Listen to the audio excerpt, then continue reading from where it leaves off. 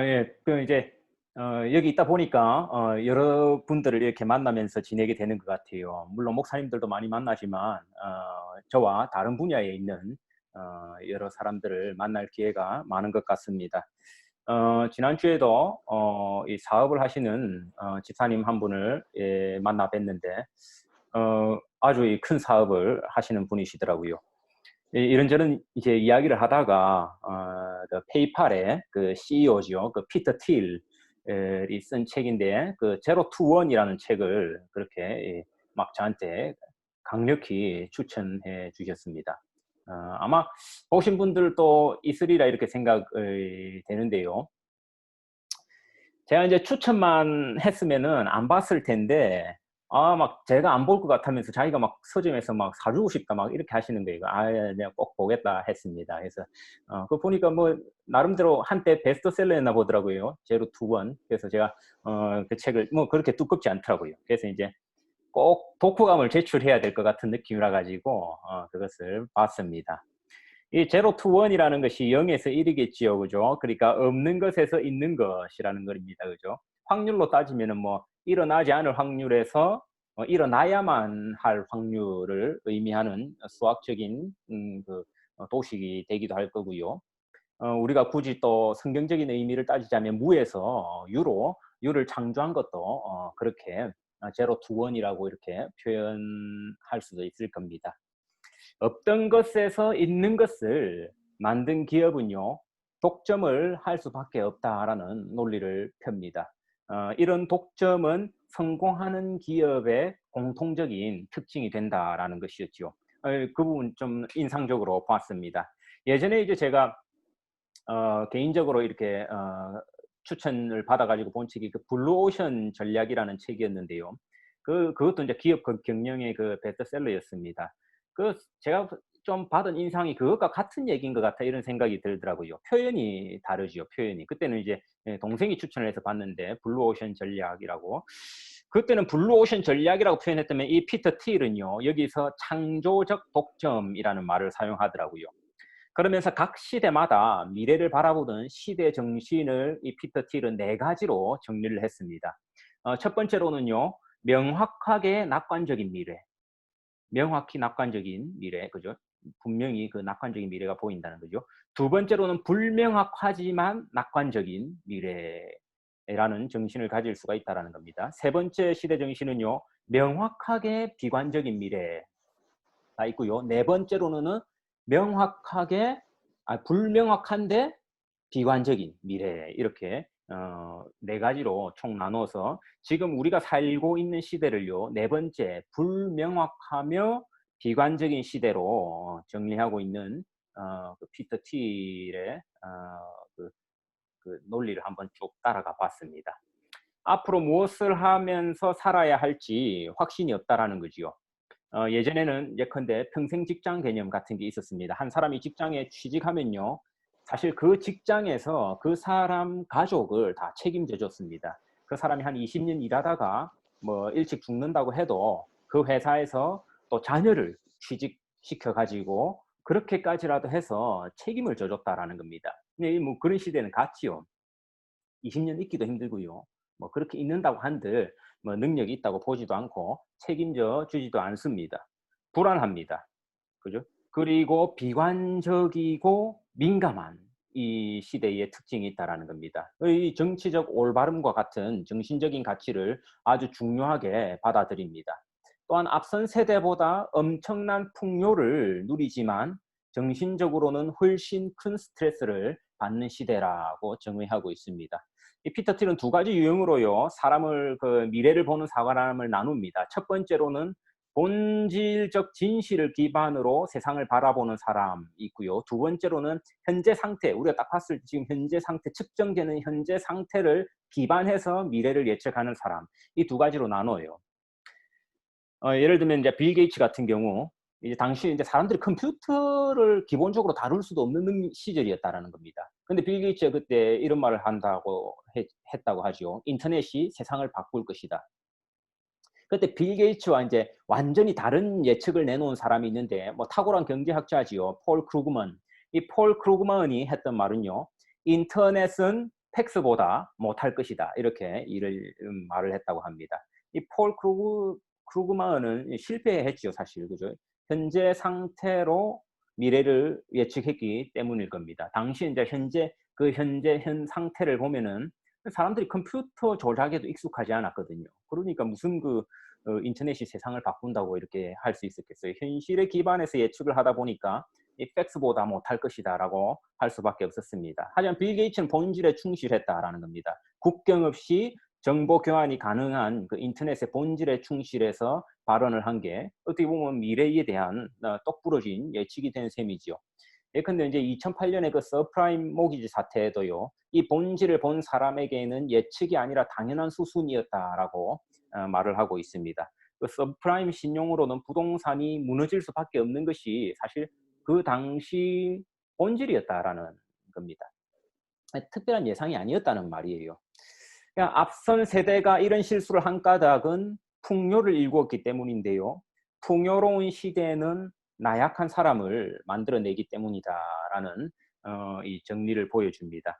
앞선 세대가 이제 너무 잘한 것이 사실 시스템 구축이라는 겁니다. 한 개인이 부품이죠. 그러니까 시스템 속에서는 개인이 사실 실수해도 괜찮아요. 회사에서 한 사람이 갑자기 사표 써도요, 애플 같은 그런 거대한 회사는 흔들리지 않는다라는 겁니다. 굳이 뭐 3개월 노티스 안 주고 뭐 당장 나는 내일 출근하기 싫다 해서 때려쳐도요, 주변 사람 잠깐 불편할 뿐이지 회사는 꿈쩍도 안 한다라는 겁니다. 그게 그 시스템이 주는 힘입니다. 그죠? 그러다 보니까 사실 거기서 나타난 현상이요, 한 개인의 힘은 나약해져 버렸다라는 겁니다. 그럼 이제 그 다음 수순으로 넘어가게 돼 있는데, 나약한 사람들이 모이게 되면은 어려운 시대를 형성하게 된다라는 겁니다. 저는 사실 이 피터 틸의 이런 생각에 상당히 공감이 가더라고요. 사실 오늘날 젊은이들이 우리가 봤을 때는 개성이 강하고 자기 생각을 주장할 수 있는 용기가 있다라고 이렇게 보여지지만, 실제로 조금 더 들여다보면 그렇지 않은 모습들도 참 많이 있습니다. 면밀히 보면은 실로 나약할 때도 참으로 많이 있죠.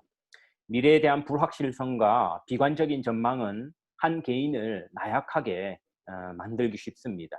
그런 정신이 사실 우리 일본의 젊은이들에게서 가장 잘 나타난다고도 볼 수 있죠. 우익적인 그런 성향들, 그리고 자신감을 잃은, 그죠? 우리나라나 그 영국 젊은이들도 마찬가지일 것이다 이렇게 생각이 드는데요. 사실 바늘 구멍 같이 보인다 하더라도 안정적인 직종을 추구하는 시대가 되었습니다. 오히려 예전보다 더하면 더했지 덜하지 않습니다. 이것이 오늘날의 그 자이트가이스트, 시대 정신이라고 할 수 있겠죠. 그러니 사실 누군가 물기를 내주는 대로 지금 흘러가기 쉬운 시대가 바로 오늘날 현실이다라는 겁니다. 사실 다르게 생각해 보면 자녀들이 부모의 말을 곧이곧대로 듣는다고 좋은 것은 아닙니다. 이 세대가 다르고요, 이 시대가 다르기 때문에 결국 부모의 판단보다는 자녀의 판단이 더 어 뛰어날 때가 있습니다. 부모는 그 폴 크루그만 같은 예상을 할 때가 많죠. 현실을 보고 판단하고 조언합니다. 자녀가 성장하려면 사실 이 빌 게이츠 같은 판단력이 필요하다라는 겁니다. 그 말은 그 현실을 무시하고 보지 말라는 것이 아니라요, 본질을 붙들 필요가 있다라는 거죠. 그런데 우리가 이제 현실 속에 있다 보니까 자꾸만 본질을 놓칠 때가 있습니다. 오늘 본문이 실제로 이제 아브라함 얘기로 시작을 하는데요. 이제 13절을 보니까 약속과 맹세라는 두 단어가 등장합니다. 왜 그러냐 우리가 좀 생각해 보면은, 약속은 미래에 관한 일이거든요. 현실이 아니에요. 그러니 하나님도 맹세까지 하실 필요가 있으셨습니다. 아브라함의 현실은 어땠습니까? 우리 뭐 아브라함은 잘 안다 아닙니까? 그죠? 예. 당장에 자기는 뭐 할아버지가 됐고요. 아내는 이미 그 완경을 하고 그 생리를 안 하게 되었습니다. 그런데 하나님이 약속을 하십니다. 모레알처럼 많은 자손들을 주겠다. 현실은 그렇지가 않거든요. 거기서 아브라함이 현실적인 판단을 실제로 했습니다. 그죠? 했어요. 이제 폴 크루먼 같은 그런 판단을 내린 겁니다. 아브라함은 그 이제 잘못을 깨닫고 또 본질을 붙들고 빌 게이츠 같은 판단을 하기도 하지요. 이를 이제 하나님 의다라고 이렇게 의롭다라고 여기셨습니다. 약속은 사실 현찰은 아니에요. 실물이 아니에요. 우리 눈은 실물만을 보기에 쉽게 흔들립니다. 오늘날 우리를 흔드는 것도 참으로 많다 싶습니다. 여러 가지 현실들이 있지요. 자녀가 좀 더 보다 진취적이고 도전적인 학문을 공부하고 싶고 제로 투 원 할 수 있는 그런 길 가려고 하면 부모가 못 가게 막습니다. "야 그거 네가 가면 제로 투 원이 아니라 제로 투 제로다. 제로 투 마이너스다." 이렇게 이야기를 하기도 합니다. 부모가 못 가게 하고요. 하나님이 주신 자기 선물을 발로 걷어차 버리기도 하지요. 눈에 보이지 않는 신뢰가 사라진 시대입니다. 그러니까 자꾸만 그 보이는 가치만을 어 가지고 믿으려고 합니다. 한마디로 이제 꿈꾸는 사람들이 많이 사라진 시대라 할 수 있지요. 지금 내가 얼마만큼을 가지고 있느냐, 내가 얼마만큼을 투자해 뒀느냐, 내가 저 사람과 단둘이 식사를 할 수 있는 위치냐 아니냐, 그런 보이는 가치만을 신뢰하는 그런 현상들을 볼 수가 있습니다. 아브라함이라고 해서 사실 뭐 우리와 딱히 다른 사람이라 할 수 없지요. 그 원래 그 우상 만들던 사람 아닙니까? 아브라함이 뭐 믿었던 그 계기를 성경은 말해 주지 않습니다. 그런데 그에게 하나님이 그냥 믿음을 주셨습니다. 하나님이 아브라함을 택하시고 믿음을 주셨어요. 그리고 몇 번을 안도시켜 주는 장면들을 볼 수가 있습니다. 오늘 본문에도 그게 나와요. 14절에 보니까요. "반드시 너에게 복 주고 복 주며 번성하게 하고 번성하게 하리라." 이렇게 강조해서 말을 하고 있습니다. 이 하나님이 이렇게까지 강조하시는 이유는요. 이 눈에 보이지 않는 약속이거든요. 저희는 눈에 보이지 않는 건 사실 우리가 말을 할 때 좀 강조할 필요가 있습니다. 이제 보이면 강조 안 해도 됩니다. 눈앞에 있는 것을 강조하는 사람 없지요. 그죠? 예. 그 그럴 수 있습니다. 그죠? 저희 아이도 사실 뭐 이곳저곳 가면은 이제 용돈을 제법 인제 받을 때가 있습니다. 그죠? 그러면은 아이가 항상 요구합니다. 자기가 여기서 다 쓸 수 없으니까 "영국에 가면은 반드시 파운드로 정확히 환전해 달라." 예. 그러면 제가 몇 번을 확신시켜 줘야 됩니다. 왜냐니까 자기 눈에 보이지 않잖아요. 이 아버지 지갑 속에 들어간 게 어디로 셀지 모르거든요. 그러니까 저도 몇 번을 보이지 않으니까 예 그죠. 강조해 줘야 됩니다. "지금 파운드 오늘 환율을 이 사람 한번 봐 봐라. 약간 이렇게 되지 않았느냐." 그죠. 막 이렇게 딜을 쳐야 됩니다. 예. 그래도 저희 아이 같은 경우는 믿음이 연약해서 그런지는 모르겠지만 늘 의심하고요. 묻고 이런 행동들을 반복합니다. 예.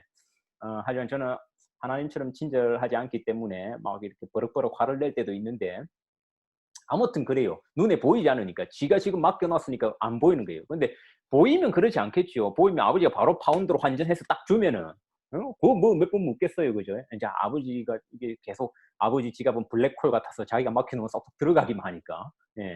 이게 계속 묻는 겁니다. 아브라함도 마찬가지입니다. 그죠? 눈에 보이지 않으니까 이거 뭐 믿을 수가 있습니까? 약속은 눈앞에 없는 거예요. 그러니까 강조하고 반복하는 겁니다. 하나님도 그러니까 강조에 강조를 거듭합니다. 게다가 하나님 하나 더 합니다. 맹세까지 합니다. 왜요? 눈앞에 없거든요. 눈앞에 없다고요.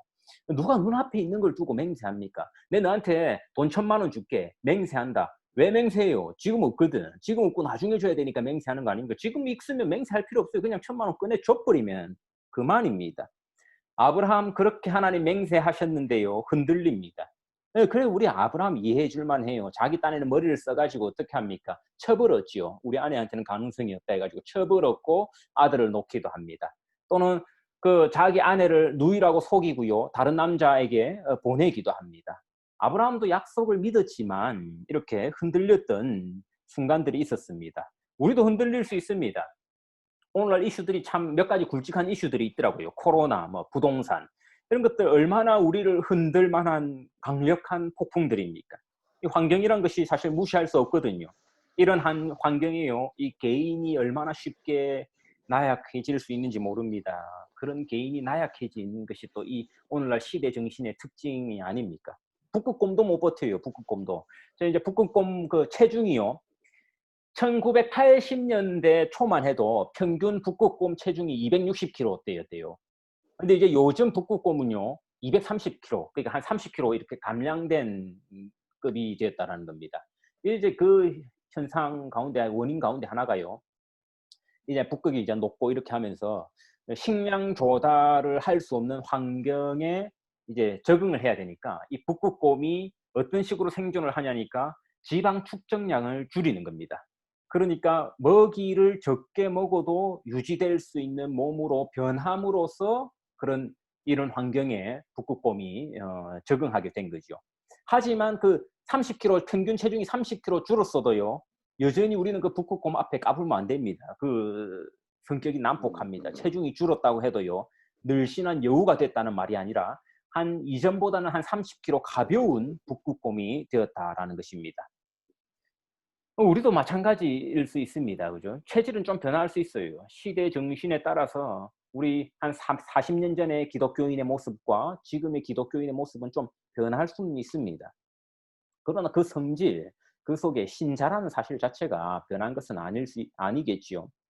시편 62편에 보면 다윗이 노래합니다. 여호와는 나의 반석이시요 나의 구원이시요 나의 요새이시니 내가 크게 흔들리지 아니하리로다.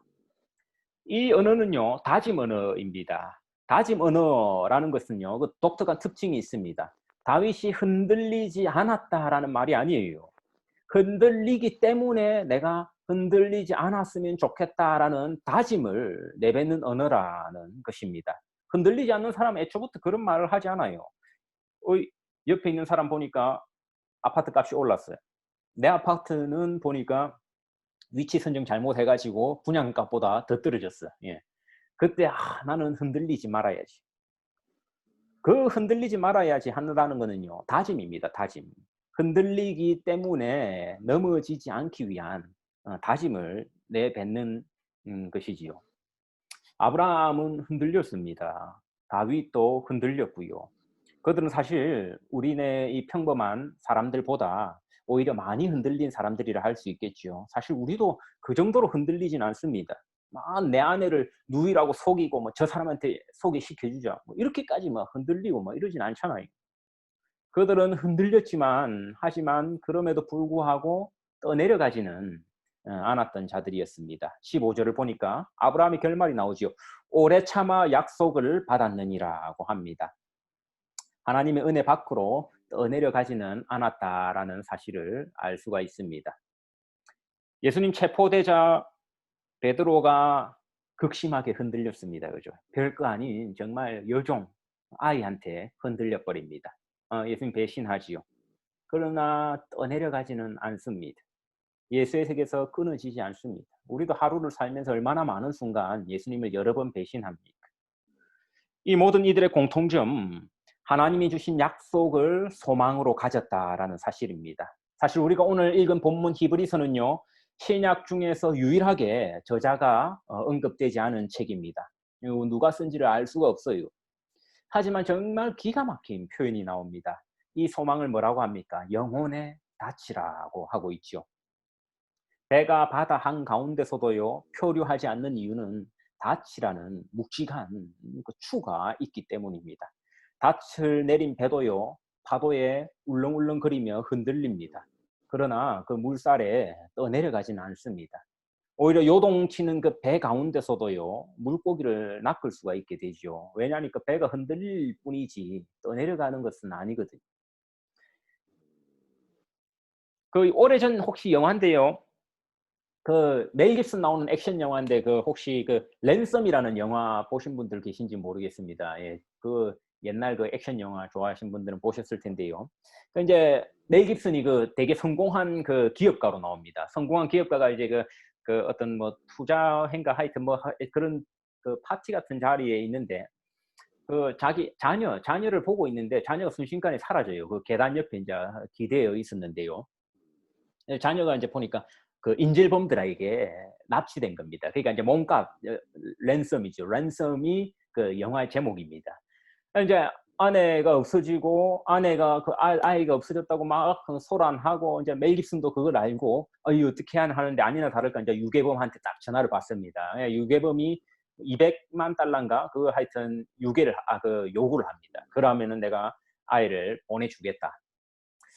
그래서 이제 200만 달러를 싣고 뭐 그거 전달하려고 난리를 쳐요. 난리를 치는데 중간에 그 경찰인지 FBI인지가 하여튼 실수하는 바람에 그 돈 운반하는 운반책을 쏴 죽여 버립니다. 그래서 이제 이게 좀 틀어지게 돼요. 한번 틀어지게 돼서 멜 깁슨이 다시 한번 생각을 해요.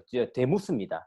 '내가 이 돈 200만 달러를 준다고 해서 유괴범들이 내 아들을 살려서 보내줄 이유가 있을까?'라고 되묻습니다.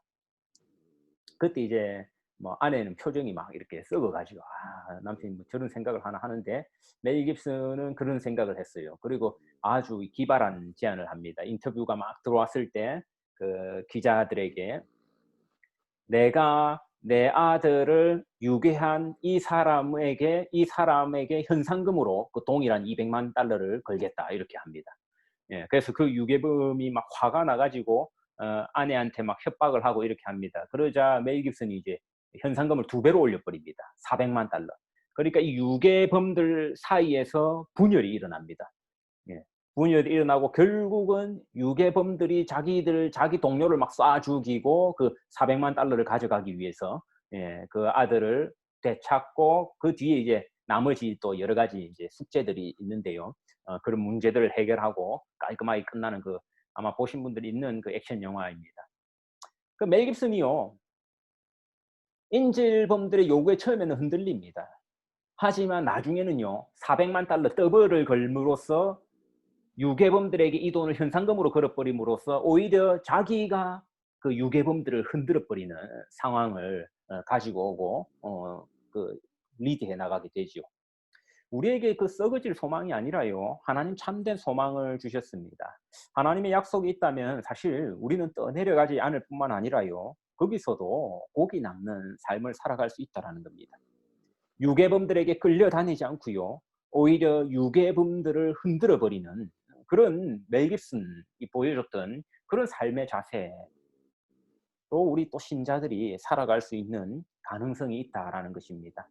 하나님 자격 없는 우리를 불러 주시고요, 또 여전히 이 죄 가운데 있는 우리를 의롭다 해 주시고, 또 자녀 삼아 주셨고, 부족한 우리의 예배를 통해서 하나님 또 영광 받아 주셨습니다. 이를 통해서 우리에게 썩지 않는 소망을 약속으로 허락해 주셨습니다. 불확실하면서 또 비관적인 시대 정신을 가지고 살아가는 이 세대 가운데 우리에게 이 소망이라는 영혼의 닻을 내려 주셨지요. 아무리 생각해도요, 정말로 고민을 해도 제 뭐라 위로할 말이 없더라고요. 끝나지 않을 것 같은 이 코로나 시국. 특별히 이 한국 같은 경우는 막 신자들이 많이 힘들어하거든요. 부동산으로 깊은 절망을 맛본 세대. 그 옆에 있는 사람들은 가만히 앉아서 몇 억씩 이렇게 재산이 느는 판에 나는 막 오히려 더 까먹고 있는 판. 고민하고 고민해 봐도 사실 뭐 이 세상의 것으로 그 위로할 그게 없습니다. 위로할 말이 없어요. 거기다가 그 위로가 참된 위로일 수 있겠습니까? 이때 우리는요, 이 폴 크루그먼이 아니라 빌 게이츠 같은 자세를 가지고 미래를 판단해야 될 겁니다. 현실에 기반한 약속이 아니라 본질에 기반한 약속. 그것은 결국 옳은 소망으로 증명될 것입니다. 하나님만이 소망이시다라는 거지요. 그 말, 여러 가지 그 사실을 붙들고 살아가기 힘들기 때문에 이곳저곳 기웃기웃거리면서 실패했던 아브라함도 사실상 자기 인생 끝에서 증명되었던 것은 하나님께서 주신 소망만큼은 내가 참으로 붙들만 했다라는 어 그런 그 증명을 보여준 것입니다. 그걸 이제 히브리서 이 기자가 기록을 하고 있는 것이겠죠. 우리도 마찬가지일 수 있습니다. 이 시대 가운데 여러 가지 우리를 흔드는 여러 가지 거짓된 약속들과 소망들이 판치고 있습니다. 이렇게 하면 되지 않겠느냐. 이때 이 정도는 갖춰 놔야 되지 않겠느냐. 날마다 우리 마음을 번뇌케 하는 그러한 일들이 참으로 많이 있습니다. 이 가운데요, 우리가 붙들어야 될 것은 무엇보다 하나님께서 주신 소망, 영혼의 닻이다라는 사실입니다. 이것이 결국 우리한테 가벼운 위로를 주지는 않을 거예요. 이것을 믿는다고 한들 우리 삶에 고통이 경감되지는 않을 것입니다. 우리가 흔들리는 마음이 잦아들지는 않을 거라고요. 우리 마음속에 있는 상대적인 박탈감이 덜해지지도 않을 것입니다. 그러나 훗날에 보았을 때 이 본질의 근간 약속은 반드시 이룩될 것이고 성취될 것이며, 하나님이 옳았다라고 말하는 순간들이 올 것이다라는 사실을 성경의 기자들은 보여주고 있습니다. 우리 또한 이러한 확신 가운데 거하며 이 믿음을 고백하는 건강한 공동체 되기를 간절히 축원합니다.